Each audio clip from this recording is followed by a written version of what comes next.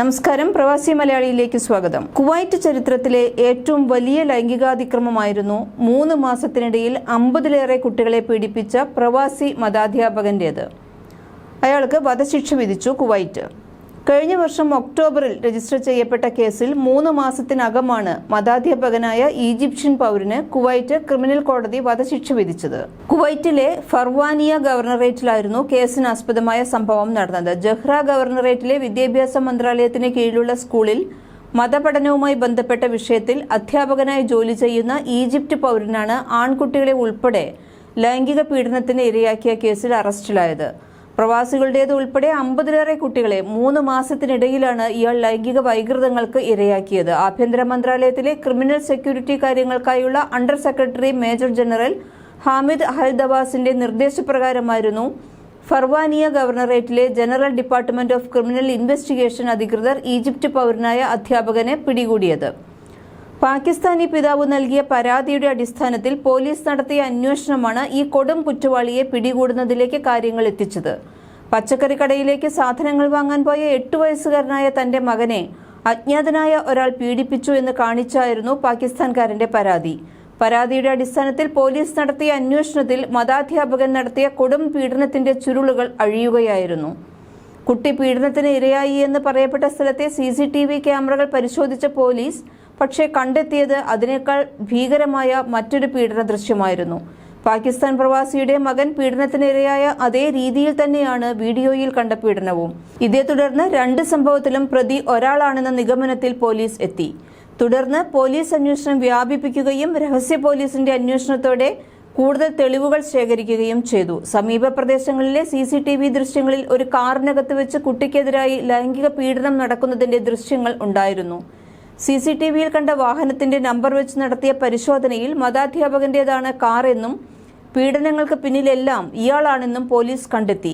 തുടർന്ന് രഹസ്യ പോലീസ് നടത്തിയ അന്വേഷണത്തിൽ കൂടുതൽ കേസുകൾ കണ്ടെത്തി ഇതിന്റെ എല്ലാം പിന്നിൽ ഈജിപ്ഷ്യൻ അധ്യാപകനാണെന്ന് പോലീസ് സ്ഥിരീകരിച്ചു. ഇയാൾക്കെതിരെ എല്ലാ തെളിവുകളും ശേഖരിച്ച ശേഷമാണ് മന്ത്രാലയത്തിന് കീഴിലെ സ്കൂളിൽ മതം പഠിപ്പിക്കുന്ന ഇയാളെ പോലീസ് അറസ്റ്റ് ചെയ്ത് പ്രോസിക്യൂഷൻ മുമ്പാകെ ഹാജരാക്കിയത്. കഴിഞ്ഞ 3 മാസത്തിനിടയിൽ 50-ലേറെ കുട്ടികളെ താൻ പീഡിപ്പിച്ചു എന്ന് ഇയാൾ പോലീസിന് മുമ്പാകെ സമ്മതിക്കുകയായിരുന്നു. വീട്ടിൽ ഇക്കാര്യം പറഞ്ഞാൽ കൊന്നുകളയുമെന്ന് താൻ കുട്ടികളെ ഭീഷണിപ്പെടുത്തിയിരുന്നതായും ഇയാൾ സമ്മതിച്ചു. പ്രദേശത്തെ കൂടുതൽ CCTV ക്യാമറകൾ പരിശോധിച്ച പോലീസ് ഇയാൾക്കെതിരെ പരമാവധി തെളിവുകൾ ശേഖരിച്ചു. സംശയാതീതമായി കേസ് തെളിയിക്കാൻ പ്രോസിക്യൂഷന് സഹായകമാവുകയും ചെയ്തു. ഇതിന്റെ അടിസ്ഥാനത്തിൽ കുവൈറ്റ് കോടതി അയാൾക്ക് വധശിക്ഷ വിധിക്കുകയായിരുന്നു. ഇതിനു മുൻപ് വർഷങ്ങളുടെ ഇടവേളയ്ക്ക് ശേഷം കുവൈറ്റിൽ കൂട്ടവധശിക്ഷ നടപ്പിലാക്കിയത് 2022 നവംബറിലാണ്. 4 തദ്ദേശീയർ ഉൾപ്പെടെ 7 പേരെയാണ് കുവൈറ്റ് ഭരണകൂടം അന്ന് തൂക്കിലേറ്റിയത്. വധശിക്ഷയ്ക്ക് വിധേയരായവരിൽ 2 സ്ത്രീകളും ഉണ്ടായിരുന്നു. കൂട്ടവധശിക്ഷ നടപ്പിലാക്കിയതിൽ പക്ഷേ അന്താരാഷ്ട്ര തലത്തിൽ കുവൈറ്റിനെതിരെ വലിയ വിമർശനമാണ് ഉയരുന്നത്.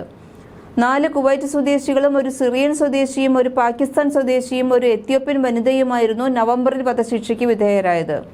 കുവൈറ്റ് സെൻട്രൽ ജയിലിൽ വെച്ചായിരുന്നു ശിക്ഷ നടപ്പാക്കിയത്. കൊലപാതകം, മയക്കുമരുന്ന് കേസ്, കവർച്ച എന്നീ കേസുകൾക്കാണ് അന്ന് വധശിക്ഷ വിധിച്ചത്. ക്രിമിനൽ കോടതിയായിരുന്നു ശിക്ഷ വിധിച്ചത്. 2017 കുവൈറ്റിൽ അതിനു മുൻപ് വധശിക്ഷ നടപ്പിലാക്കിയത്. 2022 മുൻപ് വധശിക്ഷ നടപ്പിലാക്കിയത് 2017 അന്ന് ഒരു രാജകുടുംബാംഗം ഉൾപ്പെടെ 7 പേരായിരുന്നു കഴുമരമേറിയത്. അതിനു മുമ്പ് 2013 ഇവിടെ വധശിക്ഷ നടന്നിരുന്നു.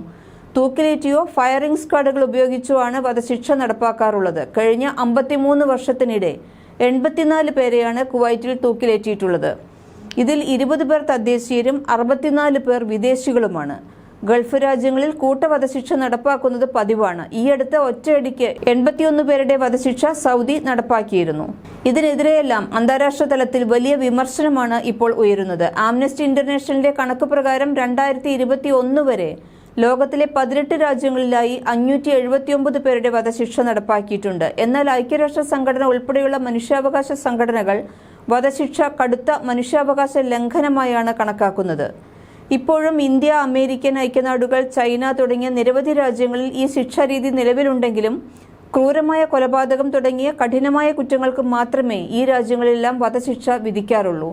ബ്രസീൽ തുടങ്ങിയ ചില രാജ്യങ്ങളിലാകട്ടെ യുദ്ധസമയത്ത് രാജ്യത്തെ വഞ്ചിക്കുക തുടങ്ങിയ അങ്ങേയറ്റം പ്രാധാന്യമുള്ള കുറ്റങ്ങൾക്ക് മാത്രമാണ് വധശിക്ഷ വിധിക്കാറുള്ളത്. European Union, Australia, New Zealand, Canada തുടങ്ങിയ 102 രാജ്യങ്ങളിൽ വധശിക്ഷ പൂർണ്ണമായും നിർത്തലാക്കിയിരിക്കുന്നു. കൂടുതൽ പ്രവാസി വാർത്തകൾക്കായി ഈ ചാനൽ സബ്സ്ക്രൈബ് ചെയ്യൂ.